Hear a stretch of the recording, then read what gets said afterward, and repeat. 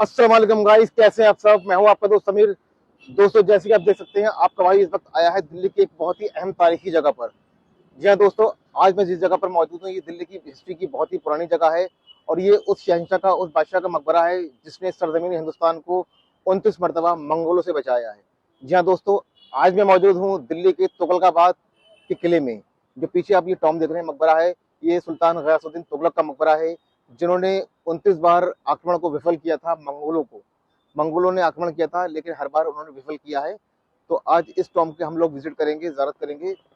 तो ये आज का व्लॉग बहुत ही मस्त होने वाला है दोस्तों। तो फिलहाल बिना देर किए अंदर चलते हैं।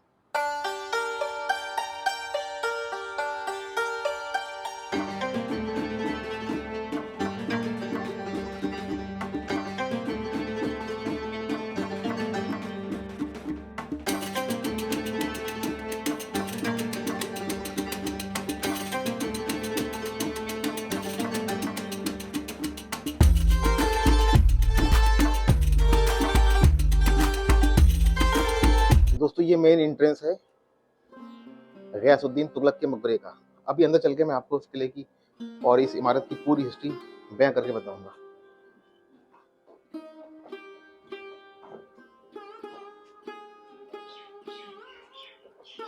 दोस्तों, अगर बात करें इस इमारत की, इस मकबरे की तामीरी की, तो सन 1328 ईस्वी को सुल्तान गयासुद्दीन तुगलक ने अपने लिए ये जगह पहले से मुकर्रर कर रखी थी। इसकी अपोजिट वाली साइड में जो है इसका किला है, और किले के सामने ही उन्होंने अपने दफन के लिए जगह मुकर्रर करके रखी थी। माशाल्लाह। दोस्तों, अब मैं जो हूँ इस प्रेमिसेस के अंदर आ चुका हूँ। ये तुगलकाबाद फोर्ट का अंदर का प्रेमिसेस है, और ये दरनुमा पूरा सराय दिख रहे हैं। यहाँ पर गयासुद्दीन तुगलक के जो मुहाफिज हुआ करते थे, वो लोग यहाँ पर रुका करते थे। और यहाँ पर उसके अंदर कुछ उन्होंने छेद टाइप के बना रखे हैं। इसके पीछे का क्या लॉजिक है, क्या सेंस है, वो मैं अभी आपको चल बताऊंगा। पहले मैं आपको बता दूं कि गयासुद्दीन तुगलक कौन थे। जैसे कि मैंने आपको बताया कि दिल्ली के अंदर बहुत सारे यहाँ पर वंश रहे हैं। काफ़ी सारे बादशाहों ने, काफ़ी सारे राजा महाराजाओं ने यहाँ पर हुकूमत की है। तो अगर मुस्लिम साम्राज्य की बात करें तो सबसे पहले यहाँ पर महमूद गजनबी ने हुकूमत की थी, और उनके बाद लोग आए चले गए।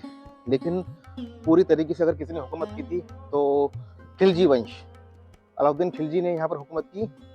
13वीं शताब्दी के अंत तक उनका विशाल हो गया, उनका अंत हो गया। उसके बाद आया तुगलक वंश का राज। तुगलक वंश में फिरोजशाह तुगलक और गयासुद्दीन तुगलक और उनके साथगान रहे हैं। तो उन्होंने दिल्ली में हुकूमत की। तुगलक वंश के बाद दिल्ली में वंश आया लोधी वंश। लोधी लोगों का राज रहा। लोधी लोगों के बाद जो आखिरी मुगल साम्राज्य था, यानी कि मुगल वंश आया, मुगलों ने यहाँ पर हुकूमत की। तो दोस्तों, फिलहाल इनके गयासुद्दीन तुगलक के मकबरे के सामने मैं आ चुका हूँ। ये देख रहे हैं कि लाइन से सराय नुमा मेहराब बने हुए, दर बने हुए। मैं आपको भी बाहर चलकर दिखाता हूँ। जी दोस्तों, ये देख सकते हैं, एक दर ये है, एक दर वो है। इन दर को मेहराब बोला जाता था, उस जमाने में मेहराब बोला जाता था। और यहाँ पर गयासुद्दीन तुगलक के फौजी यहाँ पर रुका करते थे। जो उनके मुहाफिज हुआ करते थे, उनके सिपहसालार हुआ करते थे, वो लोग यहाँ से रुका करते थे। और इस किले की जो बनावट थी, ये देख रहे हैं, ये यहाँ पर आपको ये बड़े से छेद दिख रहे होंगे। इस छेद का क्या रोल हुआ करता था, और जो भी इस जमाने के आर्किटेक्चर थे, इंजीनियर थे, उन्होंने इस तरीके से इस चीज को बनाया था कि जो बाहर वाला शख्स है वो अंदर वाले शख्स को नहीं देख सकता था, लेकिन अंदर वाला शख्स बाहर वाले को आराम से देख सकता था।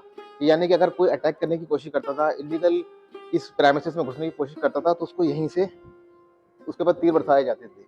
यहाँ पर तीरंदाज तैनात रहते थे। जहाँ किसी भी तरह का कोई खतरा लगता था तो यहाँ से तीर बरसा के उसको खत्म कर दिया करते थे। और ये ऐसे पूरे जितने भी मेहराब बने हुए, जितने भी दर बने हुए, सबके साथ में एक छेद आपको दिखेगा, बड़ा सा छेद। यहाँ पर इनके नेज़े वाले और तीरंदाज लोग हमेशा रहते थे, और ये मुहाफिजों के लिए ही सराय बनाई जाती थी, जो कि इस किले का, इस फोर्ट का, इस मकबरे को हिफाजत करें। दोस्तों, यहाँ पर एक छोटी सी कब्र दिख रही है। ये किसकी कब्र है पता नहीं, लेकिन कब्र के साइज से पता लग रहा है ये किसी छोटे बच्चे की कब्र हो सकती है, आई थिंक, जहाँ तक मेरा ख्याल है, क्योंकि इस कब्र के बारे में कुछ भी बाहर तख्ती वगैरह नहीं लिखी है। तो इस मकबरे के ठीक सामने आप देख सकते हैं, चारों तरफ से जो है दरनुमा मेहराब बने हुए हैं। और इस जो इमारत की बनावट है वो मुगलिया शैली से बिल्कुल ही परे है, हटकर है उससे, क्योंकि मुगलिया शैली में थोड़ा सा ईरानी और अफगानी आर्किटेक्चर की झलक दिखाई देती है। बट इस प्रेमिसेस के अंदर आपको बहुत ही पुरानी एंशिएंट टाइम में, जो खिलजी वंश थे, उससे पहले के जो राजा महाराजा बादशाह हुआ करते थे, वो इमारतें बनाया करते थे, उस जमाने की आपको झलक दिखाई देगी। क्योंकि इसमें जो पत्थर लगा है बहुत चौड़े साइज का लगा है। इस तरह के जो इमारतें अमूमन आपको यूरोप वगैरह में दिखाई देने को मिलेंगी, जैसे कि आप इटली वगैरह जाते हो या जॉर्डन वगैरह जाओगे तो वहाँ पर आपको इस तरीके की इमारतें देखने को मिलेंगी। फिलहाल ये बहुत खूबसूरत इमारत है, ये देख सकते हैं। इसके ऊपर जो इसका गोल गुंबद है ये वाइट संगमरमर से बना हुआ है और जो नीचे की दीवारें हैं इसकी लाल बलुआ पत्थर से मिलकर बनाई गई हैं। अंदर 3 कमरे हैं, किस की कब्र है वो अभी मैं आपको बताऊंगा। लेकिन उससे पहले मैं आपको बता दूं कि दिल्ली के अंदर, दिल्ली के सीने में इतने सारे राज दफन हैं कि कोई भी नहीं जानता है, क्योंकि दिल्ली को जो है इतने सारे जगह बसाया गया था। दिल्ली की जो पहले बसी थी वो 7 शहरों में अलग अलग तरीके से अलग अलग बादशाहों ने बसाया था। तो दिल्ली का जो सबसे पुराना शहर है वो कहलाया जाता है मेहरौली। मेहरौली जो बसाया था बादशाह अलाउद्दीन खिलजी ने बसाया था, जो कि उसका शहर था। उसके बाद मेहरौली के बाद श्री फोर्ट यानी श्री फोर्ट नगर, उसको भी अलाउद्दीन खिलजी ने बसाया था। सॉरी, जो मेहरौली जगह है वो अलाउद्दीन खिलजी ने नहीं, अलाउद्दीन खिलजी से पहले थे सुल्तान अल्तमश, उन्होंने बसाया था। ख्वाजा कुतुब अख्तियार काकी के ज़माने के कुतुबुद्दीन ऐबक था और सारे काफ़ी मुख्तलिफ बादशाह थे, उन लोगों ने मेहरौली शहर को आबाद किया था। मेहरौली शहर के बाद फिर खिलजी वंश स्टार्ट हुआ था। उसके बाद अलाउद्दीन खिलजी ने श्री फोर्ट अपना शहर आबाद किया। उसके बाद ये तुगलकाबाद शहर आबाद हुआ। ये जो किले हुआ करते थे, जितनी राजा की पूरी प्रजा होती थी, पूरा खानदान वगैरह होते थे, वो इन्हीं किलों में आबाद हुआ करते थे। तो जब तुगलक वंश आया तो उन्होंने अपने लिए एक अलग शहर बनाया, जिसको आज हम सब तुगलकाबाद के नाम से जानते हैं। इसके बाद फिर आया लोधी वंश। लोधी वंश ने अपना शहर अलग आबाद किया। फिर आया मुगलिया वंश। मुगलों ने अपनी जो राजधानी थी शाहजहानाबाद, जिसको आज हम सब पुरानी दिल्ली के नाम से जानते हैं, यानी कि ओल्ड दिल्ली शहर, उसको बताया। तो इसी तरीके से दिल्ली के अंदर 7 शहर हैं। तो दोस्तों आप देख सकते हैं खूबसूरत प्रेम से नज़ारा, माशाल्लाह बहुत छोटा सा मकबरा है लेकिन बहुत खूबसूरत है। अभी सामने वाली मेहराब में चलकर मैं आपको दिखाता हूँ। दोस्तों सामने वो आपको दरवाज़ा दिख रहा होगा। अब तो फिलहाल इसको बंद कर दिया गया है, लेकिन उस ज़माने में जो यहाँ के मुहाफिज होते थे, सैनिक हुआ करते थे, वो ऊपर जाकर तैनात करते थे और यहाँ से हमला करते थे दुश्मन फौज के ऊपर। क्योंकि उस ज़माने में मंगोलों के बहुत ज़्यादा अटैक्स होते रहते थे, तो मंगोलों से बचने के लिए इस इमारत को इतनी ऊंचाई पर बनाया गया था। तो यहाँ से सिपह सलार चढ़ते थे, फौजी चढ़ते थे और ऊपर से तीरंदाजी हमला करते थे। यह दोस्तों मैंने बताया था आपको कि उस ज़माने में बहुत सारे अटैक्स होते थे। दोस्तों उस ज़माने में इतने सारे मंगोलों का आतंक था कि पूरी दुनिया मंगोलों से परेशान थी। लेकिन अल्हम्दुलिल्लाह सरजमीन हिंदुस्तान में 6 बार फाइट लड़ी थी मंगोलों से सुल्तान अलाउद्दीन खिलजी ने, और अलाउद्दीन खिलजी हमेशा उन पर भारी रहे थे और उनको शिकस्त दी थी मंगोलों को, और हिंदुस्तान को अल्हम्दुलिल्लाह बचाया है। वरना आज हमारी भी ब्रीड मिक्स हो चुकी होती मंगोलों की वजह से। मंगोलों के बाद जब खिलजी वंश खत्म हुआ तो उसके बाद जो राज आया, शासन आया, तुगलकों का आया। तुगलकों के ज़माने में मंगोलों ने बहुत कोशिश करी सरजमीन हिंदुस्तान पे अटैक करें, इसको अपने कब्जे में ले लें, अपने कंट्रोल में ले लें, लेकिन वो अटैक भी विफल हो गए। 29 मरतबा जो है उन्होंने अटैक किया, लेकिन गयासुद्दीन तुगलक ने हिंदुस्तान को बचाया है। जी हाँ, उनको श्रेय जाता है, उनको क्रेडिट जाता है कि 29 मरतबा उन्होंने शिकस्त दी है मंगोलों को। माशाल्लाह तबारकल्लाह। ये इमारत के अंदर चलते हैं, अब देखते हैं इसके अंदर क्या है। तो दोस्तों ये टॉम है, ये जो मकबरा है इसके अंदर कब्र है। इस कब्र के अंदर जो आराम कर रहे हैं उनका नाम है जफर खां। जफर खां जो थे गयासुद्दीन की फौज में एक सिपह सलार हुआ करते थे। उनकी एक जंग के दौरान मौत हुई थी, जंग में शहीद हुए थे, तब से उनको यहाँ पर बसाया गया है। दोस्तों अगर बात करें सुल्तान गयासुद्दीन के शासनकाल के वक्त की, तो सुल्तान गयासुद्दीन तुगलक का जो टाइम था वो 1321 से स्टार्ट हुआ था और 1328 और 1330 के मिड तक उन्होंने यहाँ पर हुकूमत की थी। क्योंकि जब खिलजी वंश समाप्त हुआ था उसके बाद ही दिल्ली पे पूरा कंट्रोल हो गया था तुगलकों का। तो अंदर जो कब्र है वो है जफर खान की। अभी अंदर चलकर दिखाते हैं कि किस तरह की कब्र है, तो चलिए मेरे साथ। ये दोस्तों देख सकते हैं, ये कब्र है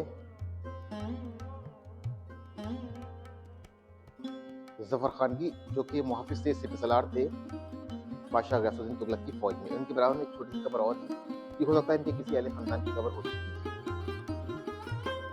फिलहाल ये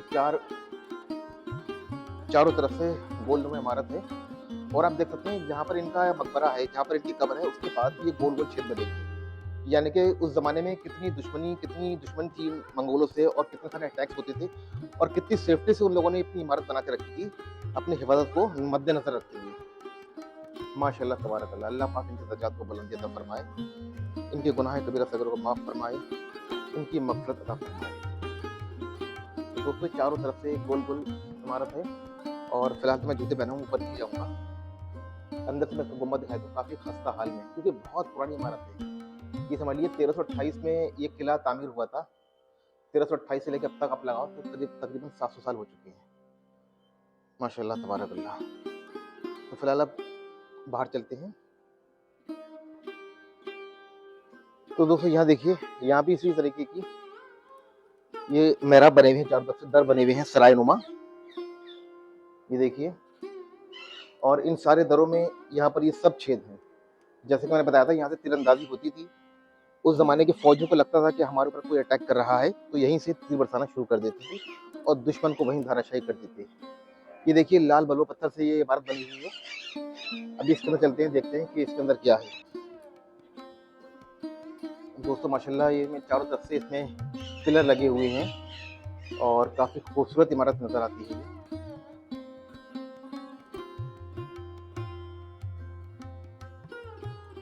लेकिन इसके आगे की जो हिस्सा है उसमें गुंबद नहीं है, यानी कि खाली है। ये देखिए यहाँ पर मैं आ गया हूँ, तो यहाँ पर इसका ये चारों तरफ से ओपन है। इसके चारों तरफ मेहराब बने हुए हैं, लेकिन ऊपर से ही ओपन है बिल्कुल। हो सकता है कि यहाँ पर गर्मी के दिनों में यहाँ पर कुछ रंगारंग प्रोग्राम होते हों, या किसी और वजह से इसको ओपन किया गया हो। और देखिए यहाँ भी इसके तरफ दीवार में भी यहाँ पर छेद है, यानी कि सिक्योरिटी का कितना सख्ती से, कितना तेजी से इंतजाम था गयासुद्दीन तुगलक के ज़माने में।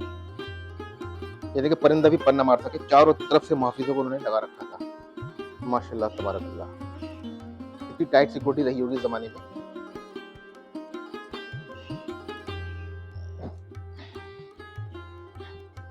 दोस्तों मैं आपको एक चीज़ और दिखाता हूँ। आपने हमेशा बंकर सुना होगा कि बंकर होते हैं फौजी में।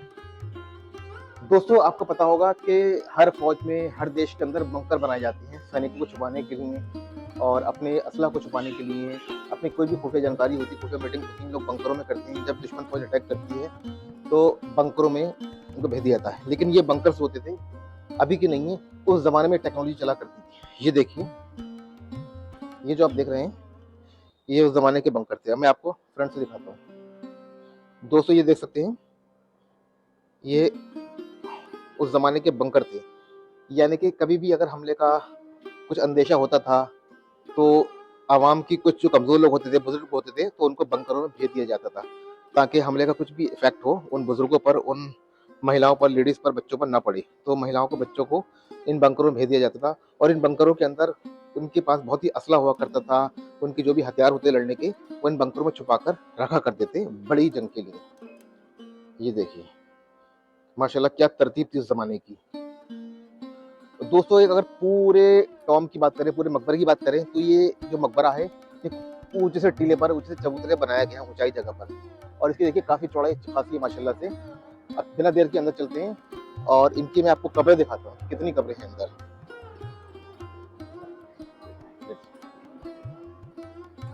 दोस्तों फिलहाल मैं आ गया हूँ मकबरे के अंदर। इनका जो मेन मकबरा है,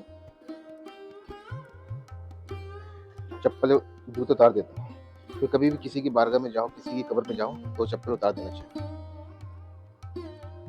दोस्तों ये जो बीच में कब्र देख रहे हैं आप, मेन कब्र, ये है सुल्तान गयासुद्दीन तुगलक की। और उनके बाजू में जो कब्र है, मे भी उनके बेटों की हो सकती है या उनके बेगम की भी हो सकती है, तो वल्लाहु आलम कौन किसकी कब्र है। लेकिन बीच वाली जो कब्र है, आई एम श्योर ये सुल्तान गयासुद्दीन तुगलक की ही कब्र है। और अंदर से मकबरा काफी बड़ा है, आप देख सकते हैं।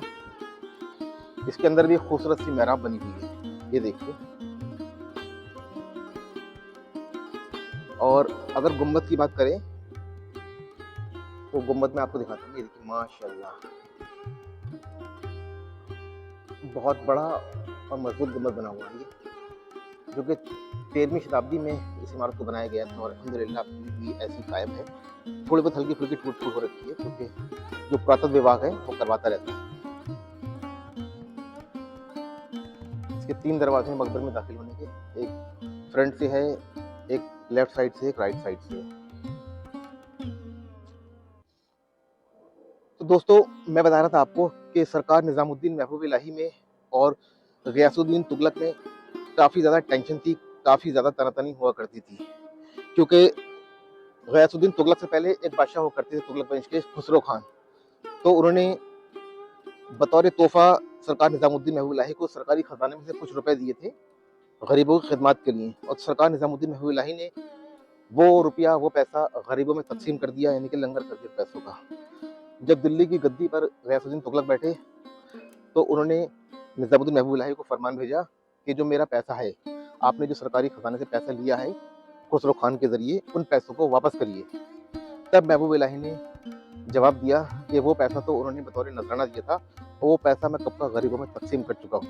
क्योंकि गयासुद्दीन तुगलक थे दिल के अंदर निजामुद्दीन महबूब इलाही से थोड़ा बुग़्ज़ रखते थे, क्योंकि आप भी अल्लाह वाले थे, आप भी गरीबों को समझते थे। लेकिन उस ज़माने में निजामुद्दीन महबूब इलाही की बहुत बुद्धि बोलती थी, और हिंदुस्तान में ही दुनिया के कोने कोने से लोग आपसे आकर फैज़ लिया करते थे। तो इस वजह से गयासुद्दीन निजामुद्दीन महबूब इलाही से और आपके जो खलीफा अकबर हैं नसीरुद्दीन शाह चिराग दिल्ली, उनसे बहुत ज़्यादा बहस रहा करती थी। तो निजामुद्दीन महबूब इलाही ने आपको बददुआ भी दी थी कि ए गयास, तेरे किले पर गिद्धों का राज होगा या फिर गुजरों का राज होगा। वल्लाह आलम, गिद्ध तो खैर नहीं है, लेकिन पूरी बस्ती में यहाँ पर गुजर आबाद है। तो एक दिन जंग के सिलसिले में गयासुद्दीन तुगलक बांग्लादेश गए थे, यानी कि बंगाल पे चढ़ाई करने के लिए गए हुए थे। तो गयासुद्दीन तुगलक का जो छोटा बेटा था वो आप निजामुद्दीन महबूब इलाही की बारगाह में आता है और आपसे बैत करके मुरीद हो जाता है आपका। इस बात पर गयासुद्दीन तुगलक को बहुत ही गुस्सा आता है और वो फरमान जारी कर देते हैं कि जैसे ही मैं वापस आऊँगा, वापस आते ही निजामुद्दीन महबूब इलाही को या तो कत्ल कर दूंगा माज़अल्लाह, या फिर उनसे कहो कि दिल्ली छोड़कर चले जाएं। जब ये खबर सुनते हैं निजामुद्दीन महबूब इलाही अपने मुरीदीन से, अपने अकीदतमंदों से, तो उसी टाइम जलाल की हालत में आप बददुआ दे देते हैं, कहते हैं कि गयास को बोलना कि अभी दिल्ली बहुत दूर है। आपने हमेशा कहावत सुनी होगी कि अभी दिल्ली दूर है। तो ये कलमात निजामुद्दीन महबूब इलाही के मुंह से निकले थे कि अभी दिल्ली दूर है।